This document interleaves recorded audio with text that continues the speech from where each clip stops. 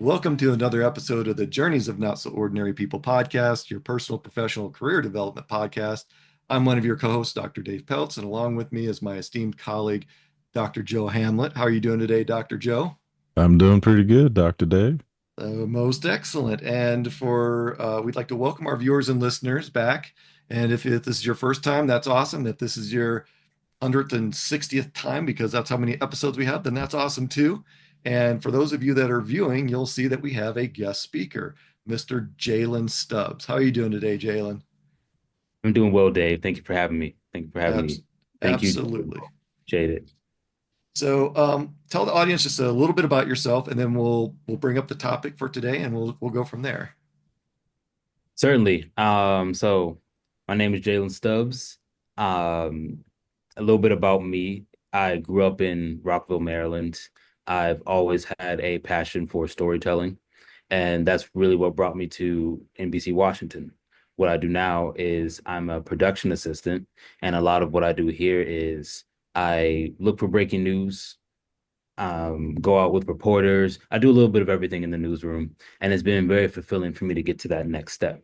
A little bit of background: I come from a military family, so Okay. I didn't have to move a few times, but my older brother did. Um, my parents had me in Georgia, then I lived in South Carolina for a few years, but I lived most of my life in Maryland.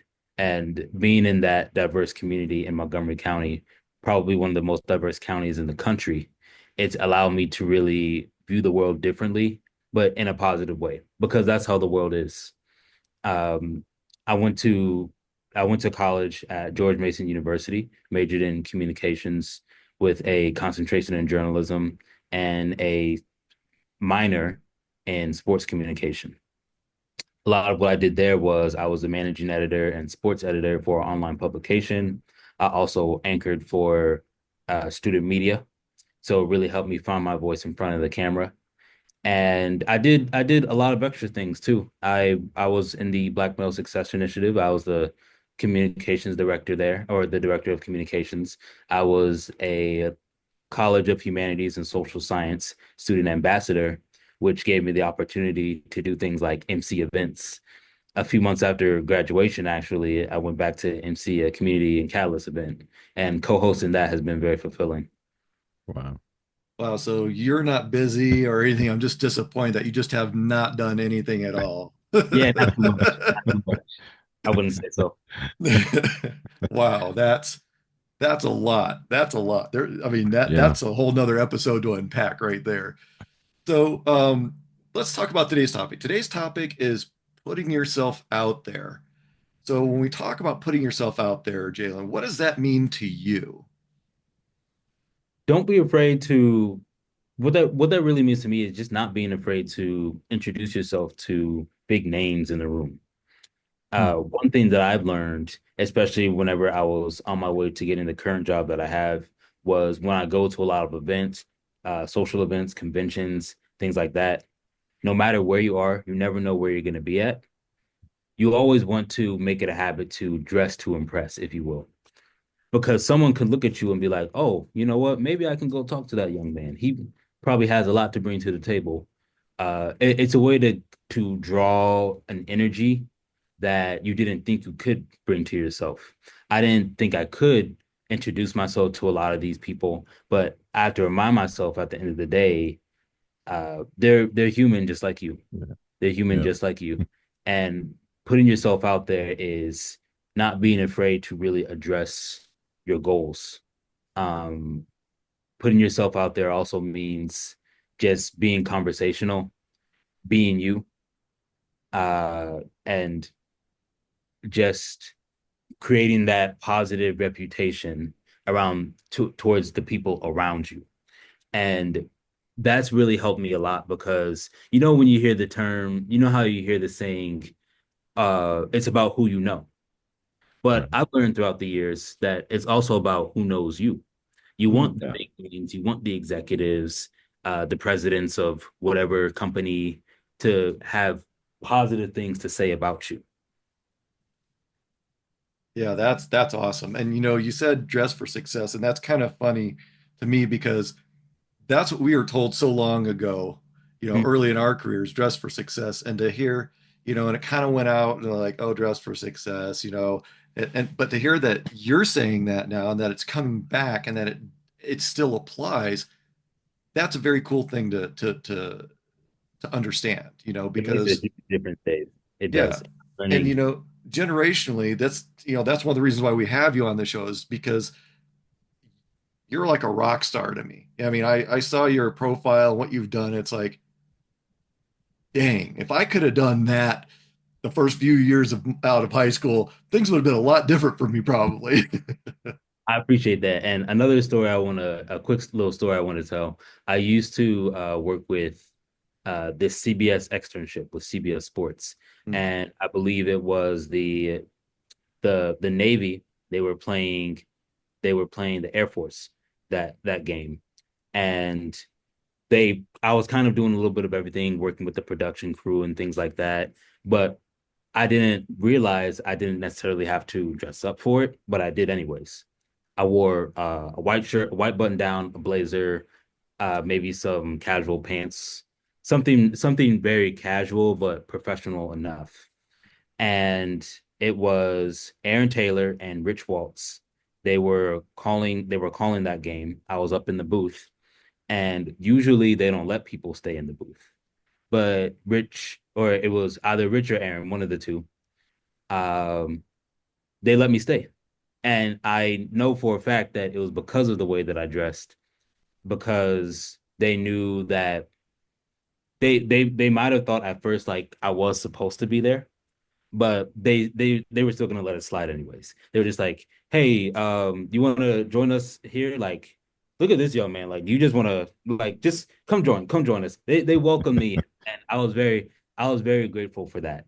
Um, so that's another thing I want to mention about putting yourself out there. You want to be in the mindset that you do belong there, like you belong in these spaces. You have to tell yourself that every day, that you do belong here. You do belong, like, because people of from wherever you come from, we people in these businesses, they need you. So you just have to practice what you preach, and you have to speak it into existence. Jalen, I want to go back to what you said earlier about, the saying that you said people always say it's who you know. But I like the way you flipped it and said Yeah. people knowing you.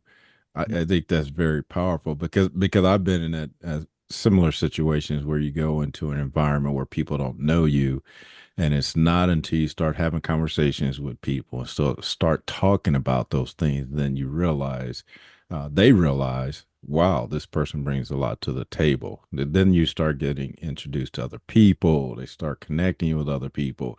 So that is very powerful to not just to go into a room and again assume that people know who you are, but and I like what you said earlier about being a storyteller. I've become a storyteller in my own right, just because again people don't know you. People see you, they may hear titles and things like that, but they don't know who you are. So I have done a much better job for myself by introducing myself to people, having a conversation with them, not just again at the surface, but getting really deep. And a lot of times my conversations end up with, "Oh, we got to go sit down," or because we're at an event and we're or out in the hallway making too much noise because we're having fun now. So I agree with that statement fully. It's about not who you know, but how much they know about you as well. That makes the difference. Absolutely. And you never know like what space you're gonna be in. Like Right. who you Yep. get you can go to some random social event, and then some sports executive can be there. And then if you're dressed for it, you can have a nice conversation. Yep. And then they could be telling they in their mind they could say like, "Oh, this guy's all about business." I'll we'll have coffee after this one day or something, and then go from there. So it's been Yep. fulfilling. I learned that saying from one of my mentors at George Mason, Philip Wilkerson. He's with career services at George Mason. Great guy. He's also a podcaster. The Positive Filter. He's been a huge. He's had a huge impact on my success. Wow. That's awesome. So, I'm going to ask a question. So, for people that are not comfortable putting themselves out there, how do we do that? I mean, I used to be like that. I used to be, just I was not the person to go out and say, "Hey, I'm Dave. Nice to meet you," and handshake. It's like I was the one that just kind of like walked around the room, around the edge, and then left through the door I came in.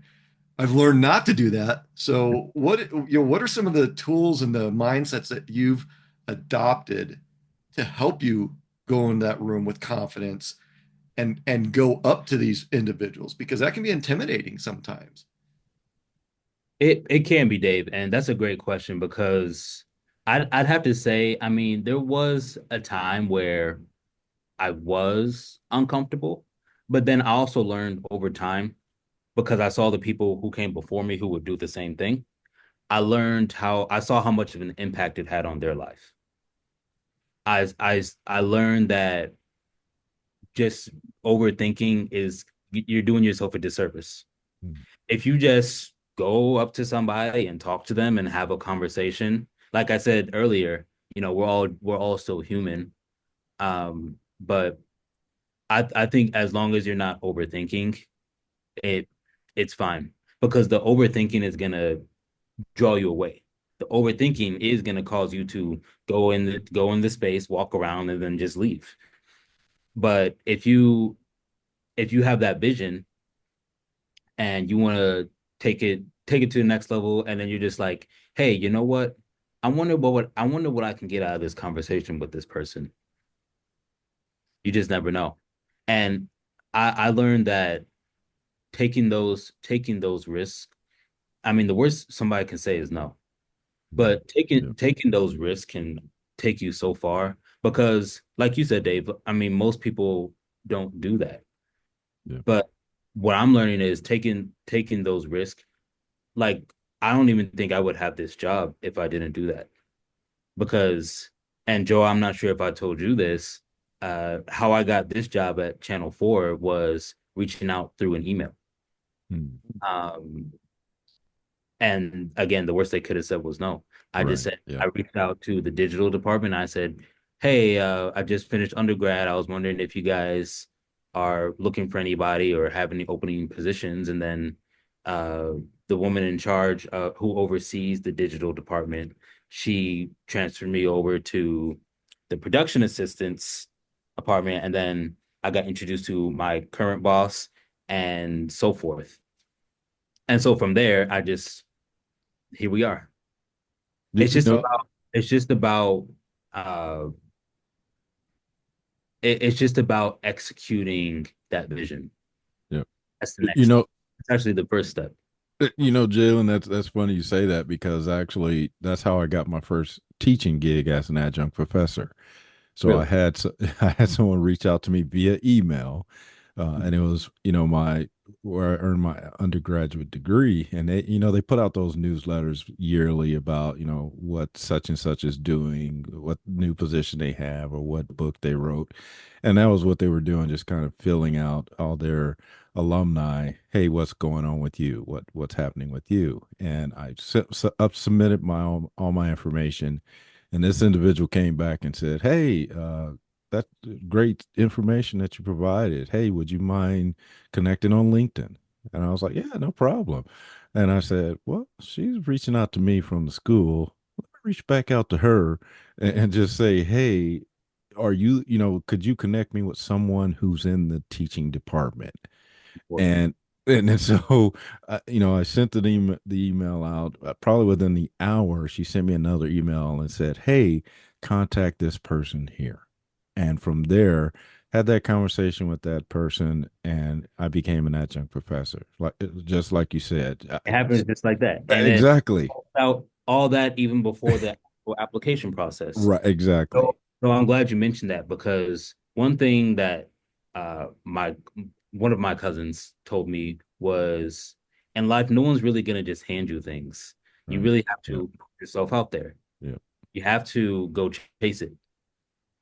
A lot of these a lot of these big names that you see in these big businesses, uh, they had to make those sacrifices and then they just had to go the extra mile.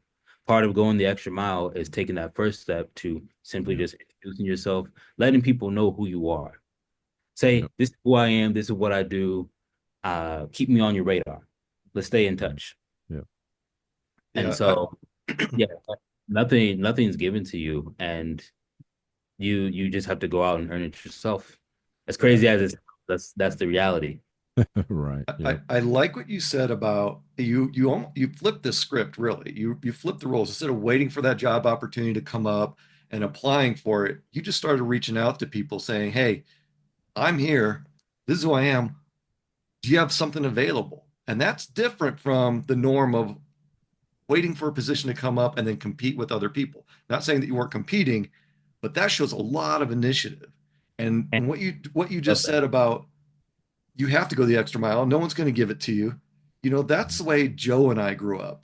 And that's what's interesting about your generation is that when we say that to your generation, people are going to be like, that's old school. But now that you're saying that and you're like, this works, you got to do it. Pay attention, have your goals, chase after them, go the extra mile, put yourself out there. I love that because that's your message to your generation.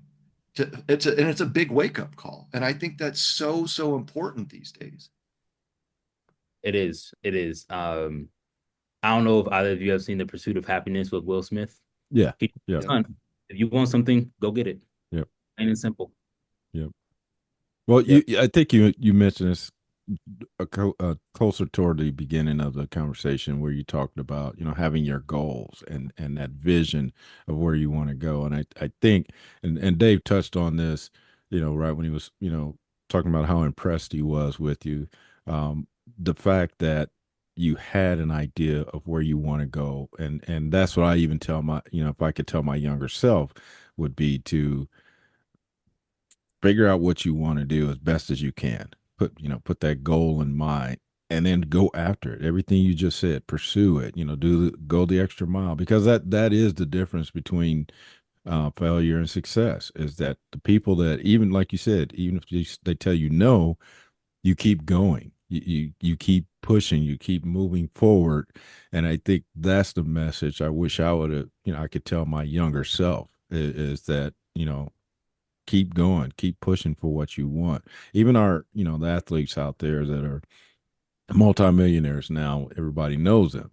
A lot of times they have God given talent, but what separates them from their peers is the fact that they are up at 3 or 4 o'clock in the morning practicing in the gym, doing all those things, and then after they're practicing again, that's the part that people don't see. It's that extra effort, it's that going that extra mile, and that's kind of what you just described.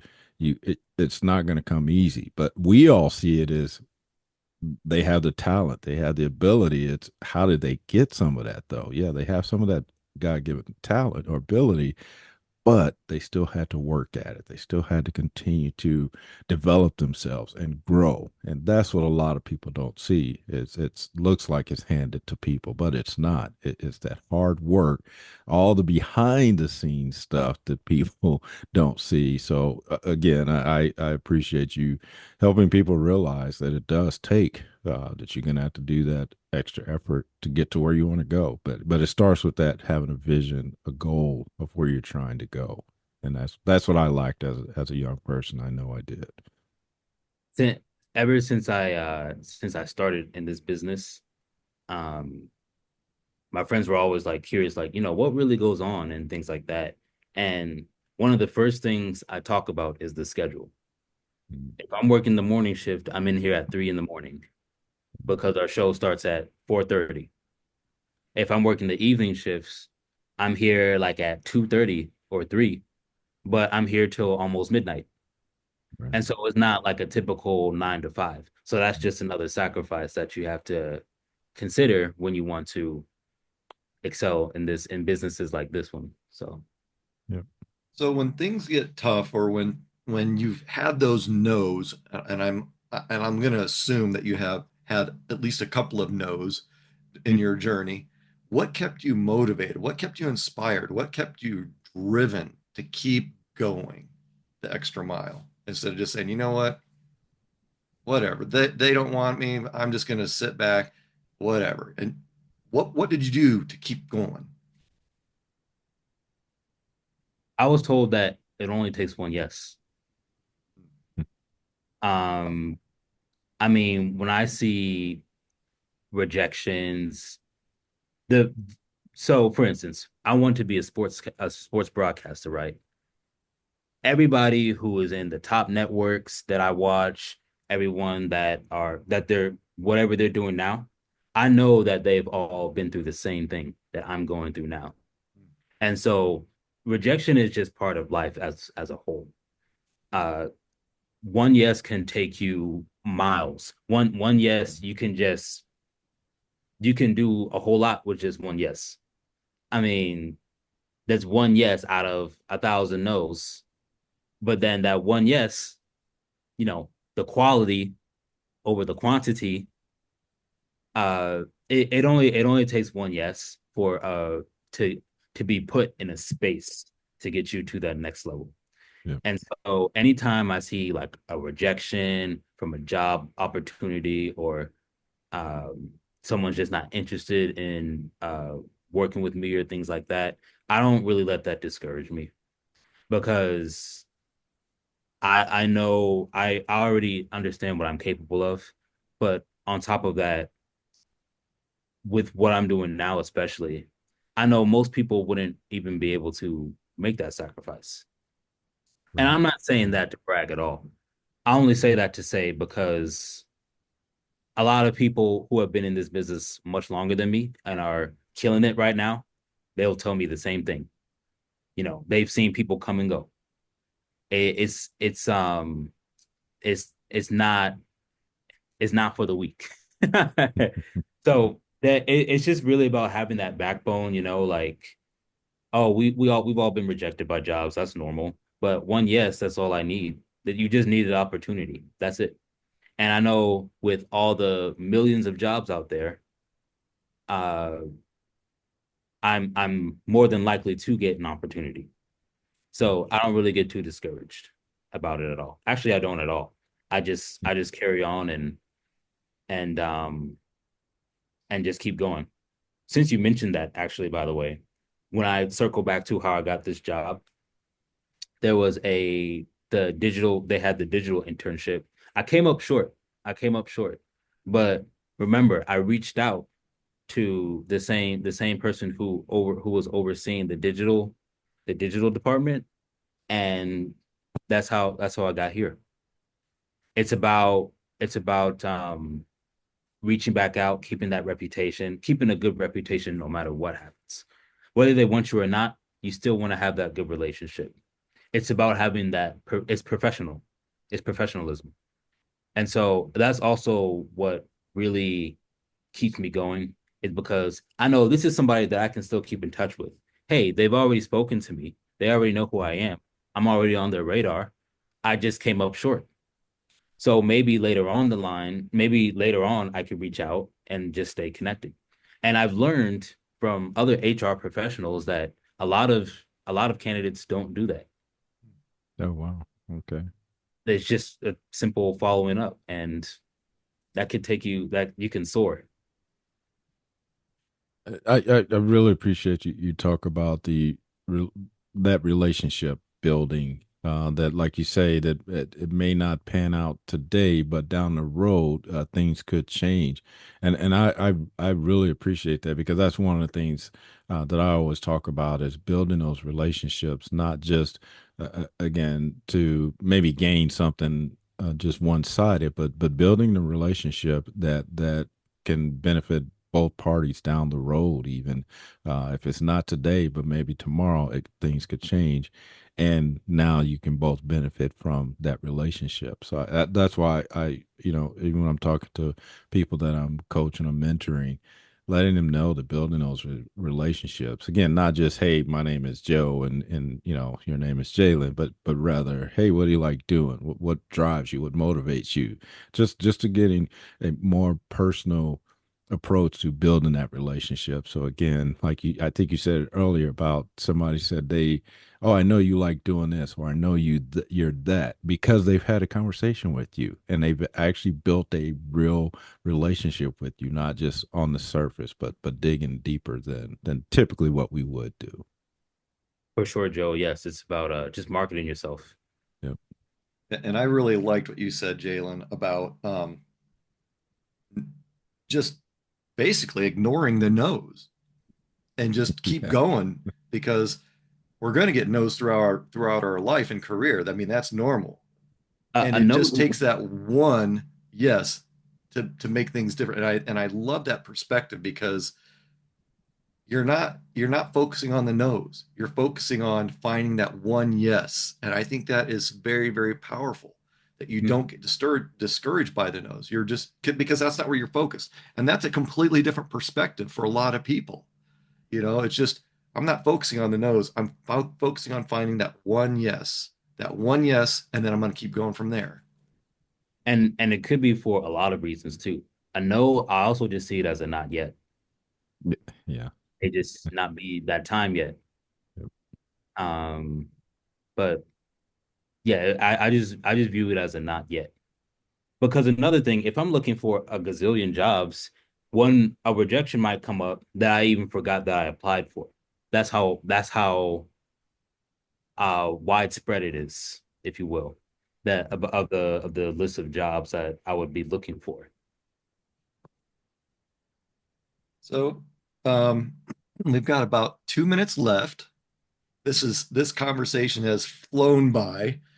I've loved the conversation. I love having the opportunity to speak with people, and Joe and I really appreciate speaking with people from your generation because it's not a conversation that's had very often, and Mm-hmm. we believe it needs to happen more. So, what are a couple of things that you can leave our audience with that they can use as it pertains to putting yourself out there? Um, as far as putting yourself out there, you want to separate yourself. And I know that doesn't really sound, I know that's not very linear. But when I say separate yourself, I mean when you're putting yourself out there, make yourself stand out to the others.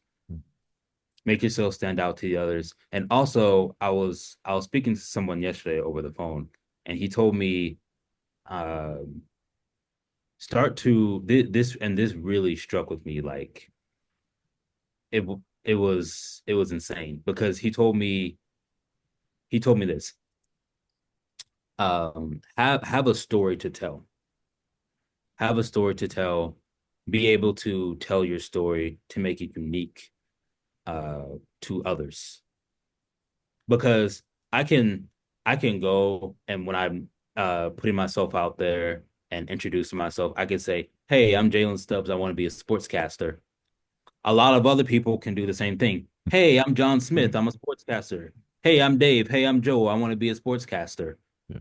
Um, and they can say the same thing and they can talk about the same things. But when it comes to you as a person and serving like your purpose, what about you separates you from others who would do the same thing? What story do you have to tell? What can you be remembered for? What can people know you for?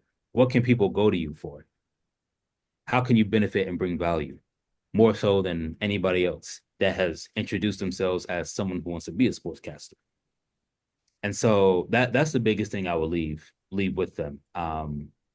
Just to uh, have a vision, incorporate that with your purpose, and then just being able to stand out to anybody else who would be doing the same thing. Because if you're not doing it, somebody else is.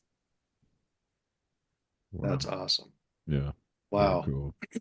Great advice for our viewers and listeners um, regarding putting yourself out there. That's awesome. Joe, what are your final thoughts? First, I just like to thank Jaylen for being on the podcast. It's been a great episode. Like Dave said, time flew by really quick, and it was very uh, rewarding or great to hear someone at your age with that perspective. Because I'm just smiling because some of the things you said are things me and Dave talk about all the time. The piece about the goal setting, that's you have to be able to do that. The other piece you talked about with separating yourself from your peers. I always tell people that, that's one of the first conversations I have with people. With you think you're great, but what makes you great? What makes you better than someone else? You have to be able to articulate that. So everything you just said definitely resonates with me, and I'm sure it does with our audience. So again, thanks for your perspective. And again, it's so in alignment with the things that we talk about, which is very cool. So again, thanks for being on the podcast and sharing your insights. Thank you, Joe. I appreciate that. You're welcome. But what Joe said. Thanks, Jaylen, for taking time out of your schedule. It- we we loved having you on the show, man. I mean, on the podcast. This was we great perspective. Love the Mhm. perspective that you bring to the audience. It makes me feel a little bit more sane. So, uh, with that, we want to thank our viewers and listeners for joining us on another episode of the Journeys of Not So Ordinary People podcast, your personal, professional, and career development podcast. If you want to reach out to Jaylen, we'll have his information in the description. And with that, we want you to keep on being your not so ordinary you.